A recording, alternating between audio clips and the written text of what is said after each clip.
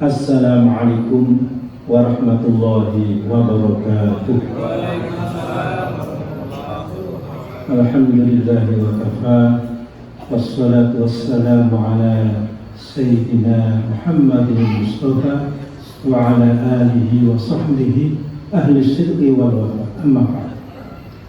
Qala ta'ala fi kitabihil karim, a'udzu billahi minasyaitonir rajim, wa dzakir fa inna dzikra tanfa'ul mu'minin.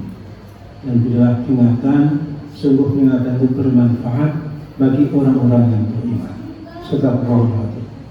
Hadirin hadirat jamaah salat Isya, salat tarawih, salat witir Masjid Al-Muhajirin, yang mudah-mudahan kita semua senantiasa berikan perlindungan Allah Subhanahu wa taala. Amin. Berikan kesehatan lahir batin, berikan kekuatan untuk beribadah di bulan berkah ini. Amin ya rabbal alamin. Karena itu mari kita syukuri umur kita. Sampai hari ini umur kita masing-masing kita syukuri dengan membuktikan kita ini sebagai hamba Allah. Apa yang diperintahkan kita laksanakan, Allah yang melarang kita tinggalkan. Itulah satu wujud syukur kita. Hari ini hari ke berapa nih? Ke-24 ya. Ini 10 hari yang terakhir ini sebagai golden time, waktu emas bagi orang yang beriman. Nah, dicontohkan betapa Nabi di dalam surah hadis sebutkan, dan Rasulullah SAW yajtahidu fil ashil awakhir ma la yajtahidu fi ghairihi. Dan Rasulullah ketika 10 yang akhir itu tiba, itu semangat, itu semangat, tidak seperti hari-hari yang lain atau sebelumnya. Mari kita semangat Bu ya, semangat doa ya. Alhamdulillah. Kemudian tema saya diberikan tentang introspeksi. Nah, introspeksi itu terkait dengan waktu, ya Pak ya. Waktu yang lalu, ada waktu sekarang, waktu akan datang, ya kan? Kita ini kan berjalan berdasarkan waktu, terkait dengan waktu. Nah, Allah telah mengingatkan kita dalam surat Al-Hasyr, a'udzu billahi minasyaitonir rajim, ya ayyuhalladzina amanu taqullaha wa tanzur nafsum ma qaddamat lighad wattaqullaha innallaha khabirum bima ta'malun. Wahai orang yang beriman, bertakwalah kepada Allah, wa tanzur nafsum ma qaddamat lighad, dan hendaklah setiap diri kita ini melihat apa yang sudah, ya kan? Apa yang sudah yang telah kita lakukan, lihat untuk hari esok yang akan datang, ya kan? Wattaqullah, bertakwalah kepada Allah, sungguh Allah Maha mengetahui atas apa yang kalian kerjakan. Jadi hidup kita ini memang harus selalu introspeksi. Waktu itu kan ada waktu pendek, waktu sedang, waktu panjang. Misalnya Ramadan ini sudah mau berakhir, misalnya, ya kan? Mari kita introspeksi selama Ramadan ini. Karena Rasulullah menyatakan asyam junnah, puasa itu adalah tameng, benteng, tanggul kalau bahasa banjirnya. Ya.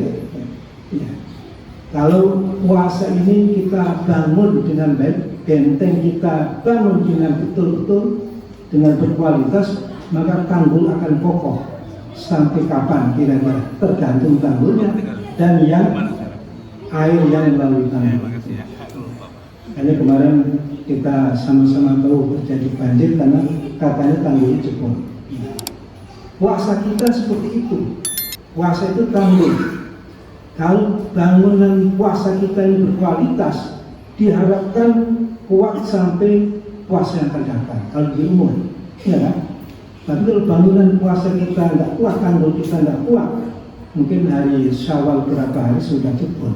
Ya, sudah jebol, sudah nggak kuat lagi. Makanya mari kita introspeksi selama Ramadan ini, sudahkah kita betul-betul berkualitas puasa kita? Yang kita harapkan bahan puasa kita ini baik dari apa yang kita makan, apa yang kita kerjakan, berkualitas sesuai syariat, insya Allah akan menjadi tanggul yang kokoh untuk sampai puasa yang akan datang. Ya. Sekali lagi, hawa nafsu itu bagaikan air atau api. itu bermanfaat. Diri kita ada nafsu itu bermanfaat. Allah kasih kita manusia ada nafsu. Makanya dijadikan khalifah bukan malaikat. Malaikat tidak ada nafsu. Nanti nggak ada jalan tol, nggak ada gedung-gedung tinggi ya, nggak makmur bumi ini. Ya. Tetapi ketika nafsu tidak dikendalikan, air tidak dikendalikan, api tidak dimanage dengan baik, menjadi bencana. Hanya ada kebakaran, menghabiskan semuanya. Manusia juga begitu. Ketika nuraninya yang harus kita perkokoh dengan imsak. Imsak itu kan menahan, tahanan itu kan tangguh.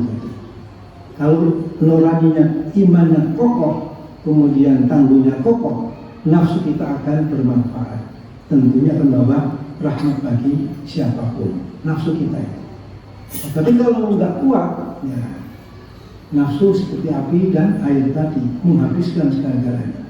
Di Bekasi itu rumah bagus-bagus jadi buruk gara-gara banjir, ya, karena tanggulnya katanya jebol. Ya. Sekarang manusia begitu juga, banyak yang manusia tanggulnya jebol, kuasanya nggak berkualitas apalagi, sehingga perilakunya manusia tidak seperti manusia lagi. Kalau kita bicara masalah kriminal luar biasa, manusia itu bahkan al-an'am kata Allah, seperti binatang. Balhum adall, bahkan disesat ketika tanggulnya jebol. Nah, karena itu di dalam ilmu psikologi ya, Freud itu kan membagi dalam diri kita ini ada 3 hal. Ada yang namanya super ego, itu nurani kita. Semua orang dikasih fitrah yang baik. Ada yang namanya ego, itu akal itu literal. Ada yang namanya nafsu itu cenderung kepada keburukan, apalagi dimanage. 3 ini keseimbangan. Ketika akal kolaborasi dengan super ego, dengan nurani yang baik, menjadilah manusia hebat, manfaatnya banyak sekali. Sebaliknya, kalau akal ini kolaborasi dengan nafsu, menjadilah penjahat kelas berat, merugikan banyak rakyat, korupsi triliunan dan seterusnya. Kan orang bodoh. Ya. Jadi puasa ini kalau bisa, ini kan yang wajib ya. Yang wajib ini diharapkan sampai setahun yang akan datang. Mari kita perkuat nanti dengan puasa sunnah supaya tangguh yang kita bangun nggak jebol. Ada puasa Kamis, Senin Kamis, ada puasa Ayyamul Bid, tinggal 13, 14, 15, supaya menjadi manusia yang diharapkan seperti awal penciptaannya oleh Allah Subhanahu wa taala. Sekali lagi, introspeksi, muhasabah ya. Muhasabah. Kita harus, makanya iktikaf itu salah satu tujuannya untuk introspeksi, untuk muhasabah. Bukan hanya Ramadan. Nah, jadi iktikaf itu sekali kita masuk masjid, niat iktikaf dulu kita berkualitas, beribadah. Nah itu iktikaf sunnatan yang ta'ala. Setiap masuk masjid, apalagi bulan Ramadan, apalagi malam-malam akhir Ramadan seperti ini, sambil tafakkur, sambil muhasabah, introspeksi perjalanan hidup kita masing-masing. Kita mau kemana, sedang di mana? Ada al-hikmah mengatakan, mutu qabla mautakum, matilah kalian sebelum kalian mati, mudiklah kalian sebelum kalian mudik. Coba kalau orang mudik sekarang di dalam ini, yang dipikirkan apa kira-kira? Yang akan dituju kan? Ada adik, ada ipar, ada apa, nanti kasih apa. Nah, bukannya dari sini, bukan bisa. Makanya matilah sebelum mati, maksudnya apa? Kita bayangkan kalau mati apa yang dibutuhkan di alam kuburnya itu. Nah, kita persiapkan sekarang. Kan ingat mati itu kan terus bertanya. Aksiru itulah hari miladah, dan akan memperbaiki perilaku kita. Jadi matilah sebelum mati. Pikiran kita sama dengan sekarang orang mudik ini, pikirannya sudah ditampung, ya kan, terbaik ditampung apa yang diperlukan. Makanya kalau mudik uangnya pas-pasan, nggak enak juga nanti nggak bisa bagi-bagi, ya kan. Apalagi kita mau mudik ke akhirat, pas-pasan, ya insya Allah.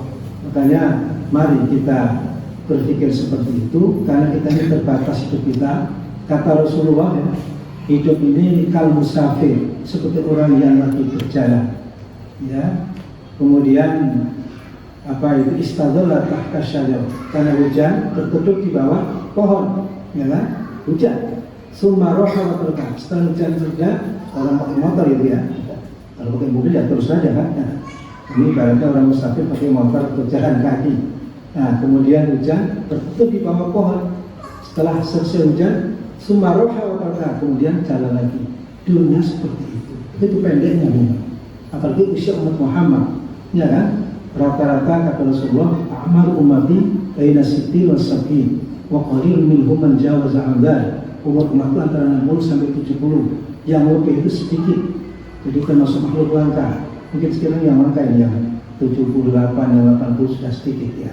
Ya, jadi mari umur yang terbatas ini, apalagi di hari-hari yang mahal, kita semangat, kita all out, kita untuk menyambut para malaikat ya, yang akan turun mendoakan kita, mengucapkan salam kepada kita, malam-malamnya kita hidupkan.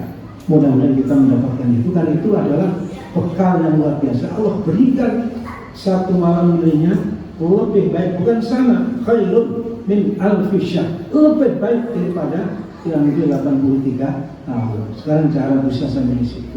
Makanya mari kita semangat seperti yang contohkan Rasulullah. Rasulullah menghidupkan malamnya, membangunkan keluarganya, ya. Kemudian apalagi ada 3 hal: menghidupkan malam, kemudian membangunkan keluarga, dan mengikat tali pinggangnya, tidak sempat bercumbu rayu dengan istrinya. 10 yang akhir khusus bercumbu rayu dengan Tuhannya, Allah Subhanahu wa Ta'ala. Mudah-mudahan bermanfaat. Ila akhiril hayati kita husnul khatimah. Wallahu muwaffiq ila aqwamit thoriq.